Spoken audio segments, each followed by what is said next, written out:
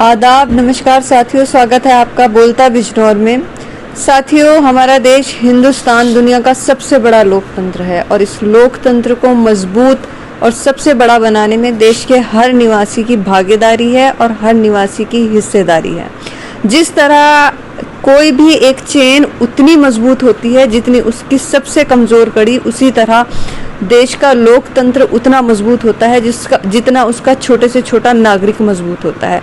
चाहे छोटा सा कस्बा हो, चाहे महानगर हो, हमारे देश के संविधान ने और लोकतंत्र ने देश के हर नागरिक को समान अधिकार दिया है। आज मैं आपसे मिलाने के लिए जिन साहब को लेकर आई हूँ उनका ताल्लुक़ सहारनपुर कस्बे से है और समाजवादी पार्टी के ज़िला उपाध्यक्ष हैं, लेकिन एक छोटे कस्बे से होते हुए और पूर्व में इस नगर पंचायत के चेयरमैन रहते हुए आज उनकी ये उम्मीद है कि वो नजीबाबाद विधानसभा से विधायक पद के लिए चुनाव लड़े हैं। खुर्शीद मंसूरी साहब हमारे साथ हैं। खुर्शीद जी, बहुत बहुत स्वागत करती हूँ आपका बोलता बिजनौर पर। शुक्रिया बहुत बहुत। खुर्शीद साहब, वैसे तो आपको जानते हैं लोग अच्छी तरह, जिला उपाध्यक्ष एक इम्पॉर्टेंट पद होता है, लेकिन फिर भी मैं चाहूँगी कि आप शॉर्ट में हमारे जो दर्शक हैं उनको बताएं, थोड़ा सा अपने बारे में जानकारी दें। मैं एक्चुअली एक छोटा सा व्यापारी था, मतलब एक कारोबार में करता था। नजीबाबाद में मेरी शॉप थी और आज भी है। तो वहीं पर जो हमारे सर्किल के लोग हैं उठते बैठते थे। तो जब यहाँ सहारनपुर की राजनीति से मैंने शुरुआत की है, तो यहाँ पर चेयरमैन का इलेक्शन जो है 2012 वाला जो इलेक्शन है, जब ये आया तो लोगों ने हमसे कहा कि तुम चेयरमैन का चुनाव लड़ो। मैंने कहा भाई मैं क्यों चेयरमैन का चुनाव लड़ूं, को ज़रूरत है एक अच्छा पॉलिटिकल इंसान की कि जो वहाँ का डेवलपमेंट करा सके, वहाँ का काम करवा सके और जो पब्लिक में रह करके उनकी समस्याओं का समाधान करा सके। तो लोगों के कहने से मैं 2012 का चुनाव लड़ा नगर पालिका सहारनपुर।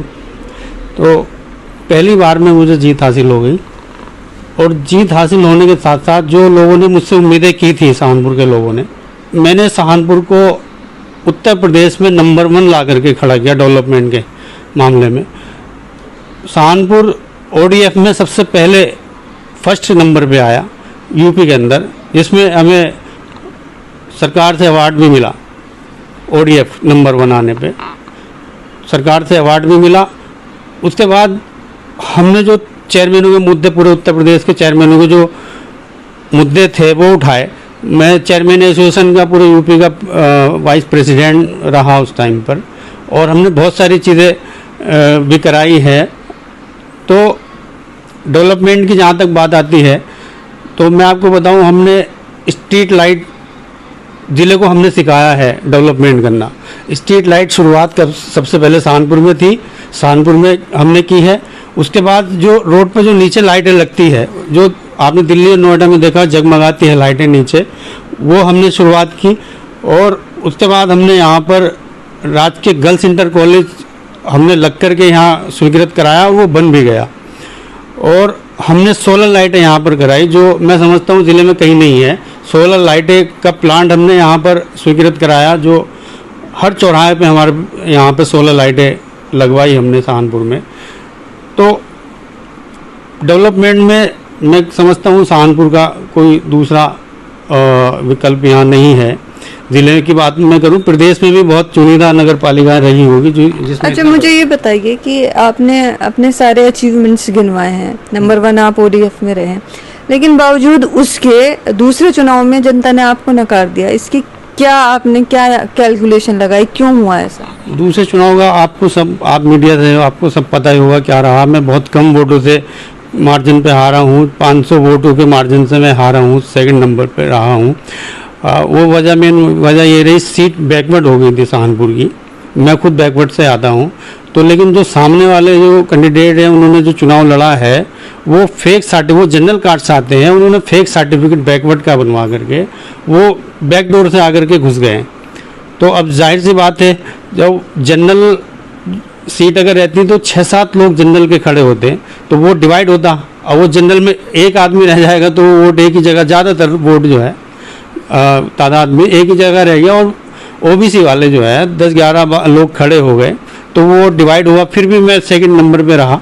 और अच्छा, अगर उन्होंने फेक सर्टिफिकेट के आधार पर चुनाव लड़ा तो आपने कोई ऑब्जेक्शन नहीं उठाया? अपना जो आपका लीगल आपका अधिकार बनता है, राइट है, उसका आपने इस्तेमाल नहीं किया? वो उस पे हमने आपत्ति दर्ज कराई थी। उनके जीतने के बाद डीएम साहब के यहाँ के केस चला और डीएम साहब ने अब वो उनके फेवर में कर दिया था, ठीक है। तो उसके बाद हम कमिश्नर साहब के यहाँ गए तो कमिश्नर साहब ने उसको जाति प्रमाण पत्र उनका खारिज कर दिया था। खारिज करके उन्होंने हमारे फेवर में कर दिया था केस। अब आपको पता ही है, मैं इस बात से आप लोग सब जानते हैं कि कोर्ट के मामले जो है ना, बड़े हमारे यहाँ जल्द तुरंत सुनवाई होनी चाहिए और तुरंत डिसीजन होना चाहिए। अब एक कोर्ट के ऊपर एक कोर्ट, एक कोर्ट के ऊपर एक कोर्ट, वो अभी तक मामला जो है लटका हुआ है। ये चीज़ें हैं उस पर। अच्छा, चलिए इसको छोड़ देते हैं कि जो भी हुआ। मेरा अगला सवाल ये है कि विधानसभा चुनाव सर पर हैं और उसी के साथ साथ नगर पंचायत के चुनाव भी आसपास ही होंगे, तो आपकी आने वाले टाइम के लिए क्या प्लानिंग्स हैं? कौन सा चुनाव आप लड़ने जा रहे हैं? हमारी 2022 की मेन जो सबसे बड़ी हमारी जो प्लानिंग है, हमें उत्तर प्रदेश में समाजवादी पार्टी की सरकार बननी चाहिए। हमारे राष्ट्रीय अध्यक्ष माननीय अखिलेश यादव जी को हम मुख्यमंत्री देखना चाहते हैं और उसी कोशिश में हम लोग लगे हुए हैं कि समाजवादी पार्टी की सरकार बने और अखिलेश यादव जी के नेतृत्व में सरकार चले, वो मुख्यमंत्री बने और जनता का काम हो और डेवलपमेंट का काम हो। सबसे पहली तो हमारा ये है। उसके बाद रही मेरे चुनाव लड़ने की बात, जो भी हाईकमान मुझे जो आदेश निर्देश देंगे मैं उनके हिसाब से मैं चलूँगा, ठीक है। अगर वो कहते हैं कि चुनाव, अगर आपको हाईकमान मौका देते हैं विधानसभा के लिए, मौका देते हैं तो जाहिर सी बात है मौका कौन छोड़ता है। मौका चुनाव लड़ेंगे, अगर हाईकमान का आदेश हो जाता है तो चुनाव लड़ेंगे, कोई दिक्कत वाली बात नहीं। अगर ऐसा आदेश होता है तो आपको लगता है कि इस कस्बे से निकलकर एक बड़े क्षेत्र को कवर करना, तो वो आपके लिए कितना ट्रिकी होगा या कितना चैलेंजिंग होगा, जबकि आपके क्षेत्र में ऑलरेडी आपकी ही पार्टी से 2 बार विधायक रह चुके हैं, मजबूत नाम है। तो इस सब को देखते हुए आप किस नजरिए से? मैडम, मैं आपसे बताना चाहता हूँ कि मैं संगठन में, समाजवादी पार्टी के संगठन में मैं जिला स्तरीय पद पे रहा हूँ। मैं जिला सचिव रहा हूँ। 2012 के बाद मुझे सीधे अखिलेश यादव जी ने जिला सचिव नॉमिनेट किया, तो मैंने ज़िले में वर्क किया है। और उसके बाद विधानसभा में लगातार हमारा जो है लोगों की जो सुनवाई है वो चलती रहती है। और मैं अभी भी जिला उपाध्यक्ष हूँ। मैं जिले की राजनीति कर रहा हूँ, तो मैं विधानसभा हमारे लिए कोई अलग चीज़ नहीं है। तो विधानसभा के लोग डायरेक्ट हमारे टच में रहते हैं, हम सब लोगों के काम कराते हैं। तो लगातार फील्ड में मैं विधानसभा अध्यक्ष भी रहा हूँ। पूरी विधानसभा में एक एक गांव से मैं वाकिफ़ हूँ। गांव के तमाम लोग मुझे जानते हैं, मैं उनको जानता हूँ, कस्बों से वाकिफ़ हूँ। चलिए मैं आपसे ज़िले पे बात करती हूँ। अगर आप ज़िला संगठन में रहे हैं, तो अगर ज़िला संगठन की बात करें तो बिजनौर के संगठन में फूट चरम पर पहुंची हुई है और ज़िला पंचायत चुनाव में इसका खूब मीडिया पर भांडा फोड़ा गया है, किस तरीके से गुटों में बटी हुई है समाजवादी पार्टी। सिर्फ ज़िले में नहीं, नजीबाबाद में भी समाजवादी पार्टी के कई गुट है। तो अगर इस तरीके से गुटबाजी रही तो समाजवादी पार्टी का कोई भी कैंडिडेट कैसे जीतेगा और इससे क्या जो समाजवादी पार्टी का बेसिक वोटर है उसको नुकसान नहीं होगा? देखिए, समाजवादी पार्टी में जहाँ तक मैं गुट की बात आप कर रही हैं, तो मैं नहीं समझता कोई गुट है। वो आपस में, देखिए, परिवार जब बड़ा है, 2 बर्तन होते हैं, खड़कते हैं, तो कोई गुटबाजी नहीं है। जब चुनाव आता है तो सब लोग एक ही प्लेटफॉर्म पे और एक ही स्टेज पे बैठ करके एक ही जगह से सब चुनाव लड़ते हैं, एक कैंडिडेट को चुनाव लड़ाते हैं। और थोड़ी बहुत आपस में जब परिवार में नाराज़गी होती रहती है, तो मैं ये नहीं समझता कि कोई गुटबाजी ज़िले में है। और थोड़ी बहुत नाराज़गी किसी से ज़िला पंचायत में जितना हंगामा समाजवादी पार्टी को लेकर मचा है, चाहे वो ज़िला अध्यक्ष रहे हों, देखिए, हाईकमान ने रिपोर्ट मांगी थी हर ज़िले से, ये बिजनौर से नहीं, हर ज़िले से हाईकमान ने एक रिपोर्ट मांगी थी कि आपके ज़िले में जो है चुनाव कैसे हारे, मतलब क्या स्थिति रही है। और देखो, ये रिपोर्ट मेरी नॉलेज में नहीं, जब बनाई उन्होंने जब मेरी नॉलेज में नहीं है, ठीक है। अब लीक हुई है तो सब आपने भी पढ़ी हो, हमने भी पढ़ी है, ठीक है। वो जो है वो जिलाध्यक्ष उनका उसमें अधिकार है, ठीक है, उन्हीं से रिपोर्ट मांगी गई थी तो जिला अध्यक्ष से, तो वो उनका अपना विवेक है, उन्होंने क्या वो सोच के लिखा क्या नहीं है उसमें मैं ज़्यादा डिस्कस नहीं कर सकता। अच्छा चलिए, मैं आपसे आपके कस्बे के बारे में बात करती हूँ। ठटेरा यहाँ पर उद्योग वेल नोन है, आप जानते हैं, सब लोग जानते हैं, लेकिन बदहाली के आंसू बहा रहा है। आप कह रहे हैं मैंने यहाँ पर बहुत काम किए हैं, इस कम्युनिटी के लिए आपने कुछ कोशिश की है और कितना कामयाब हुए हैं आप? देखिए, ठटेरा कम्युनिटी जो है, हमने कई बार ये केंद्र सरकार से रिलेटेड योजनाएं हैं जो कामगारों को मिलती हैं, छोटे उद्योग को मिलती है, केंद्र सरकार से रिलेटेड योजनाएं हैं और हमने कई बार यहाँ से प्रपोजल बना करके सरकार को भिजवाए हैं, लेकिन उसमें कोई कार्रवाई अभी तक नहीं हो पाई है। बिजनौर के जो सांसद रहे हैं वो केंद्र सरकार के सदस्य रहे हैं, भारतीय जनता पार्टी के रहे हैं, उसका कोई लाभ आपके कस्बे को नहीं मिला? अब मैं उनको ज़्यादा डिस्कस नहीं करना चाहता, क्योंकि वो लोग, वो एमपी साहब जो हैं, उनका अपना कार्य क्षेत्र है, अपना उनका सिस्टम अलग है, ठीक है। अब हम पार्टी से जुड़े हुए लोग हैं तो हम अपनी पार्टी के लिए और अपने लोगों के लिए हम अपने स्तर से काम करते हैं, वो अपने स्तर से काम करते हैं। अच्छा चलिए, मैं आपकी विधानसभा की बात करती हूँ। नजीबाबाद विधानसभा में पिछले दिनों जब कोविड का प्रकोप फैला हुआ था, नजीबाबाद की स्थिति भी आपने देखी ही होगी, तो आपने क्या कमियां यहाँ पर पाई और आप क्या सोचते हैं कि उस कमी को दूर करने के लिए क्या योजना होनी चाहिए? देखिए, कमियां तो सारी रही है कोविड में, अगर आपने देखा होगा मीडिया के जरिए से भी, तो मैं यहाँ लगातार 2 महीने तक ऑक्सीजन उत्तराखंड से मंगा करके अपने खर्चे पे 2-2, 3-3 गाड़ियाँ लगा करके, और ये सारी ऑक्सीजन फ्री ऑफ कॉस्ट हम लोग ने यहाँ बांटी है। 24 घंटे काम किया है, बिल्कुल, मतलब ये समझ लीजिएगा थोड़ा बहुत आराम मिलता था, हम 24 घंटे हमने काम किया। लेकिन हमने यहाँ देखा है कि सरकार की योजना, मतलब सरकार की कोई पहल इस तरह की नहीं हुई कि जो लोगों को डायरेक्टली फ़ायदा हो सके। ऑक्सीजन की कमी से लोग मर रहे हैं, एक दिन में 7-7, 8-8 जनाजे एक कस्बे से निकल रहे हैं, बड़े कस्बे से और ज़्यादा जनाजे निकल रहे हैं, शमशान घाट फुल है। अब आप देखिए, सरकार की इतनी नाकामी है, ना कोई दवाई का इंतज़ाम है, ना ऑक्सीजन का इंतज़ाम है, सरकार की तरफ से कोई इंतज़ाम कोविड के मामले में नहीं हुआ गया। ये बहुत ही लापरवाही सरकार की तरफ से हुई है, और जो सामाजिक लोग हैं उन्होंने, हम लोगों ने मिल करके और ये इसका जो है जिम्मेदारी उठाते हुए लोगों की मदद करने की कोशिश की है।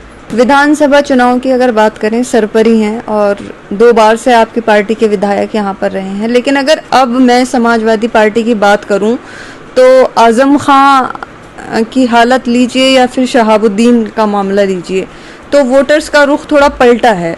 फिर आपके यहाँ पर बहुजन समाज पार्टी का भी कोई कैंडिडेट रहने वाला है, तो आपको क्या लग रहा है, क्या समीकरण होंगे, क्या हालात होंगे, और ये जो इंसिडेंट मैंने बताए हैं इनका क्या असर पड़ने वाला है चुनावों पर? देखिए, मैं जहाँ तक माननीय आजम खान साहब की बात करूँ तो समाजवादी पार्टी के राष्ट्रीय अध्यक्ष माननीय अखिलेश यादव जी उनके साथ हर तरह से खड़े हैं, कंधे से कंधा लगा करके खड़े हैं, और जो जितने भी फर्जी केस लगाए गए हैं माननीय आजम खान साहब पे, वो सबकी, और जो पैरवी है माननीय अखिलेश यादव जी की तरफ से पूरी तरह से पैरवी उनकी की जा रही है। और लगभग ज़्यादातर केसों में देखिए झूठ ज़्यादा चलता नहीं है, ज़्यादातर केसों में जमानत हो गई है। मैं समझता हूँ 1-2 केस ऐसे हैं जो सुप्रीम कोर्ट से जमानत उनकी होनी है, वो उम्मीद है कि जल्द से जल्द बाहर आ जाएंगे। और जितने भी उन पर फर्जी केस हैं वो हमारे राष्ट्रीय अध्यक्ष जी ने बोल दिया है कि सरकार बनती ही सारे केस वो फर्जी वापस लिए जाएंगे, ख़त्म किए जाएंगे। तो जो प्रदेश सरकार 2 बच्चों पर जनसंख्या नियंत्रण कानून ला रही है, उसके बारे में आप क्या सोचते हैं? पर्सनली आप क्या सोचते हैं, और एक पार्टी के पद पर होते हुए, आपके पदाधिकारी होते हुए आप क्या सोचते हैं?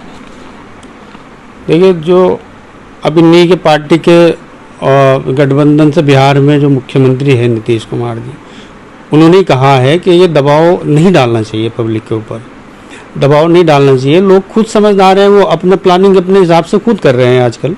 वो इस तरह से एक कानून बना करके उसको नहीं करना चाहिए। मेरी पर्सनल राय ये है कि उसको नहीं करना चाहिए इस तरह के कानून बना करके, क्योंकि अब माहौल बदल रहा है, काफ़ी लोग समझदार हो रहे हैं। अब मैं अपनी बात करूं, मैं 10वां मेंबर हूं अपने घर में, मैं 10वां मेंबर हूं अपने घर में। तो अब मेरे 4 बच्चे हैं, ठीक है।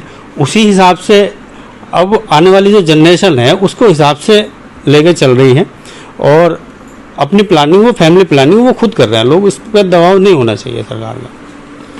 अच्छा, मैं चाहूँगी कि आप बोलता बिजनौर के माध्यम से एक मैसेज अपनी जनता को और हमारे व्यूवर्स को दीजिए। मैं यही मैसेज देना चाहता हूँ आपके चैनल के माध्यम से कि देखिए,